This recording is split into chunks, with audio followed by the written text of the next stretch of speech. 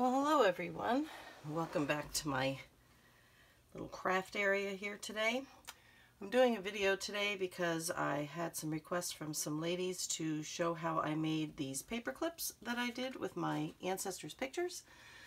I try to pick them up by the camera a little bit and show you what they are. So I know the camera's a little far away from my table right now, but I'm waiting for a new setup, so I'm kind of stuck with what I have. So the first thing we're going to do, I'm going to take these off. This actually goes over here. And I'm going to show you a little bit about what I had done with these. We're going to start with this one, I think, because this one was pretty simple. It was just cut out. I put my ancestors' information on the back. It was just cut out from a piece of paper, which was here. I cut that out. One thing I did do was I used some of this precious metals gold paint, sort of, I guess. Mine's getting a little on the old side, so it's getting a little stiff. But anyway, what I did around the edges of this, if you can see that, hopefully, I just took, and I'm going to do it on here because this is where I cut it from, I just kind of dipped this tiny little paintbrush in, and I just go around the edges like that. I'm probably out of frame. Let's try that again. Like this. And it gets, I left it a little thick in some places to give it a little texture, but that's more or less what I did. So, and this just rinses out with water, so that's not a problem. So I did that with that, and then what I did was I took my distress ink, and here's the piece that I cut out for this. You can see, I think, that it's a little shinier than the original one. So what I did was I just took some distress ink and I just went around the edges with that. This is the only one I haven't inked, just to purposely show what I had done. So this is good and dry. It's been drying for, I don't know, a day or two. And that tones down, kind of bronzes up the shinier gold and gives that little distressed edge inside on the paper as well.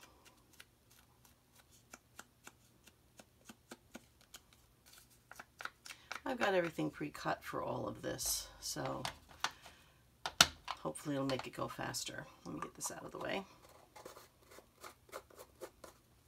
Okay. The next thing I did was, actually I didn't use this glue. I think mostly what I used was my Fabri-Tac, which is getting a little low. But I took the paper clip, and you can see this paper clip. I'm going to show you in a minute how to curl the edges.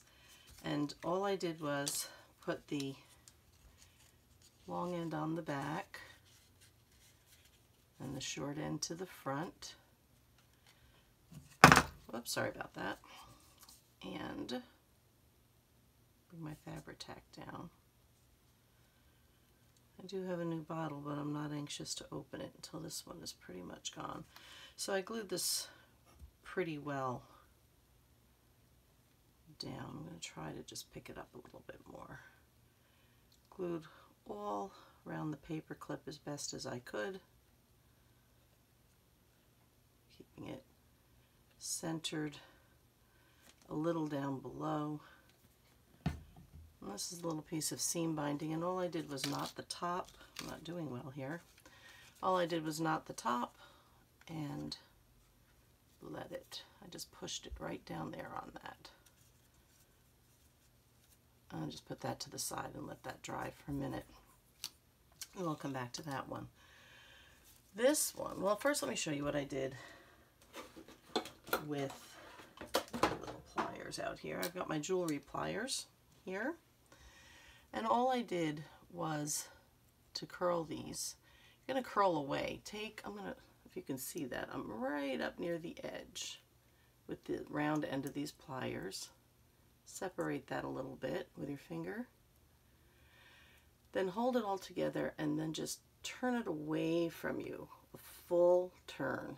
If you have to go back, just stick it back in again. I'm hoping you can see this. And then turn it back again. And that gives you the girl. And then this side, same thing, just separate it a little bit. Point to, keep your wrist so that it's pointed away, so you'll twist away from you. It's a little fiddly, but it does work. And then turn again, go back in, and turn again. Yeah, turn that one just a little too far because you do want to make them lay flat. These pliers have a flat spot, and then they also have a cutter spot. Try not to use a cutter spot like I've done before. Just go in on the flat part and kind of smash that down to make them lay flat. And that's all it is to do that. So with this one, this was all the pieces for this. I cut this out of the paper.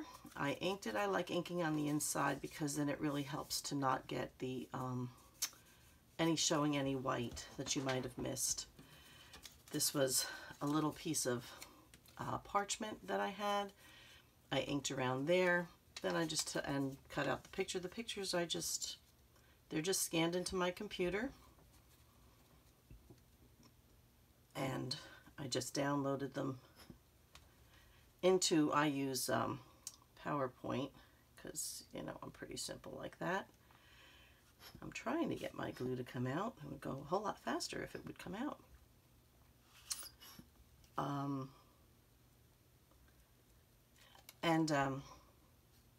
I just kind of sized them up. I made a few different sizes because I didn't really know exactly what I was going to do. And so I made a few sizes. And I just cut all these pieces out to fit how I wanted them to. Nice and simple. Fabri-Tac, especially for something like this, I think makes it a whole lot easier because it gives you a few seconds before it sets to play with getting it right. So just using that one as an example, I put the picture about there. And you can slide it. Hopefully you get it straight. Better than me. And that goes in there. Then with this one, I made these so that they'll go on the right side of a page, left side of a page, and then this one goes on the top. So if I duplicate this one goes on the right side. So then you just simply slide the paper through. Get it centered where you want it. Open it up. I'm letting this glue sit so that I don't have to fight with it so much. So I'll smear it down a little bit better. And if I'm smart, I'll open up my new one. Okay, and get it in here pretty good too, because you don't want it to shift. Then you get to close that. Get it where you want it again. As centered as you can. Make sure the sides line up. I'm moving the picture now. All right. And that's about that. What I did to get this little ridge was simply to take my bone folder, which I don't have my other bone folder here. I'm not sure where that one is, but this one will work just fine. And you just run it along the bottom of the paper clip, you know, flush up against the bottom of the paper clip. I hope you can see what I'm doing. I did it on both sides, mostly just to make sure that it kind of filled in the gap and didn't leave like an open space because of it going around the paper clip, the paper going around the paper clip.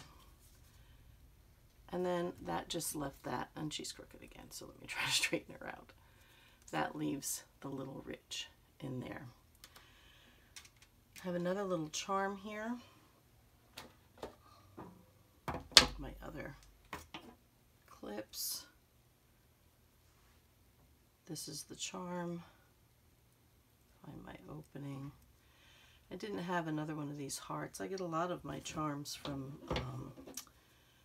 just old jewelry from thrift stores. So you twist it that way because it's easier to close it again. Get that hooked in through the little hook that you made on the paper clip. Grab it again and twist it back. It's a little fiddly, but it will work. And then you just twist it back. And then do your, oh, I let it, no, I didn't let it go. It's still on there.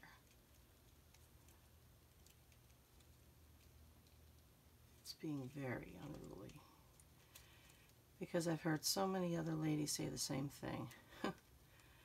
Works fine when you're not on camera. So, in this one, she has a little bird rather than the heart. So that's that. Then I took a piece of lace, clean up my glue here a little bit, run along the bottom, make sure I'm staying in frame because I have such a wide or high camera right now. Put a little glue on that. Put the lace down. This is a different lace than I had on the other one, but it will work.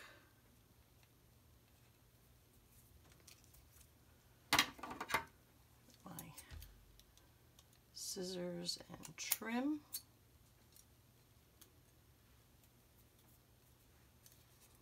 And trim that piece. I'm working kind of fast with this because I'm not giving it a chance to sort of set and dry. A bulb pin, nice and easy. One thing I did do on here, which might be a little hard to see, but there's little gold color seed beads that I put on there to kind of soften the effect. So let's see if I can grab these real quick. I probably should have put them on here before just to save some time. So let's see.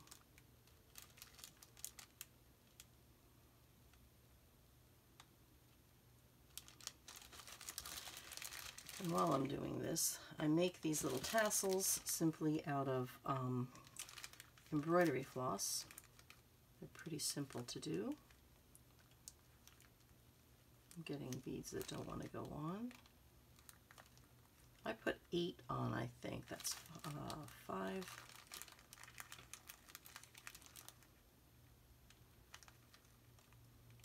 There's another one that doesn't want to go on.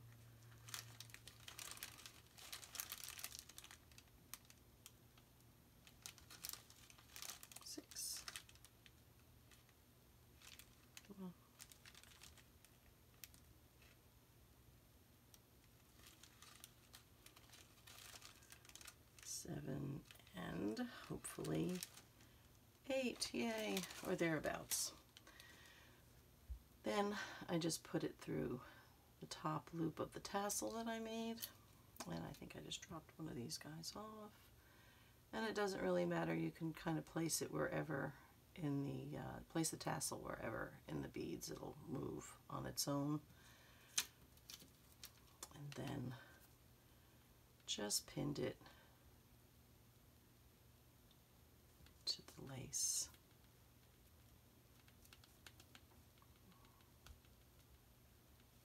And that was that.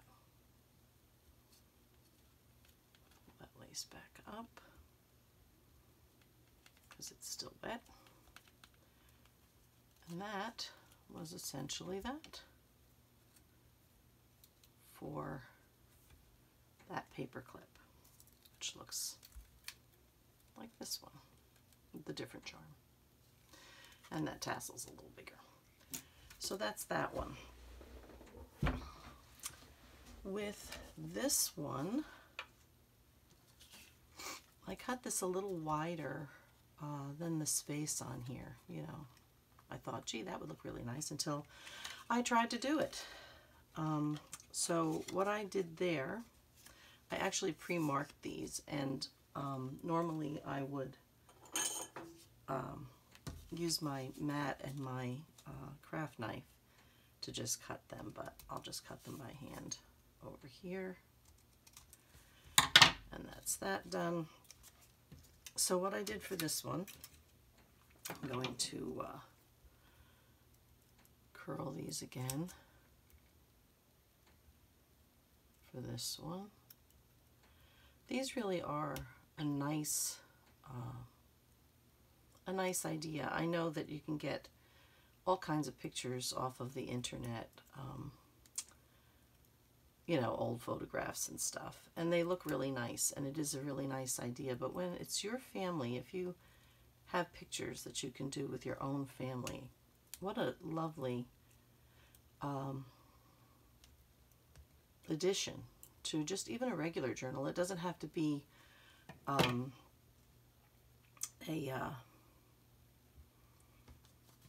you know, genealogy journal or anything. So this is what I did to get this on. It takes a little playing. I did have to bend the paper a little bit, which is okay, because even if it creases a little bit, it will go back. And then I just moved it back, and I just kept playing with getting it straight again, is all I did. And it comes out relatively straight. Push that down a little bit more. I've got glue all over my fingers, I beg your pardon. And basically goes like that. You glue these pieces on. I'm not going to go through all of these, just to show you it's the same basic idea.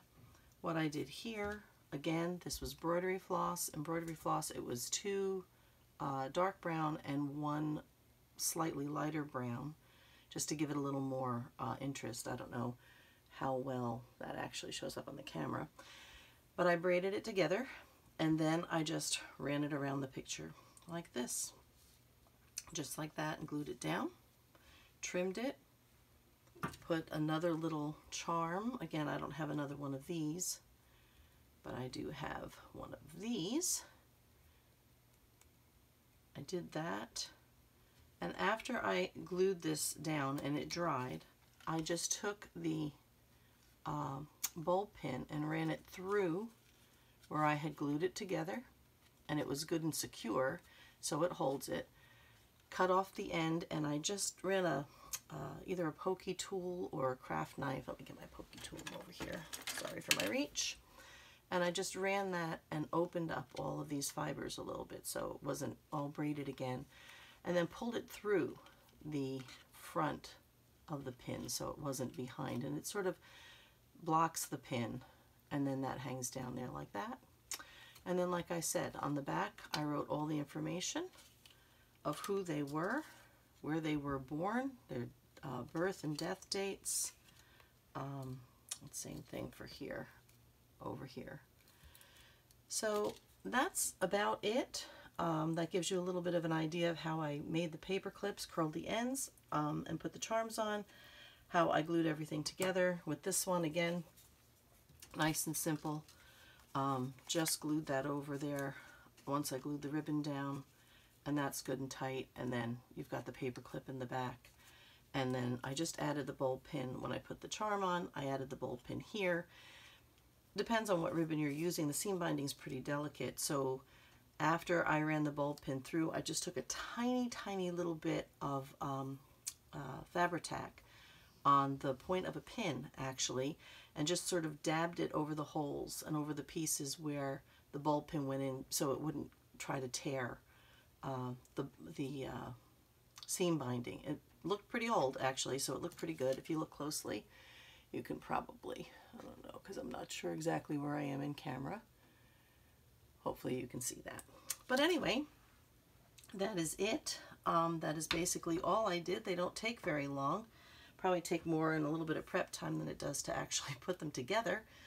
But when you're done, you have a really pretty, beautiful paperclip.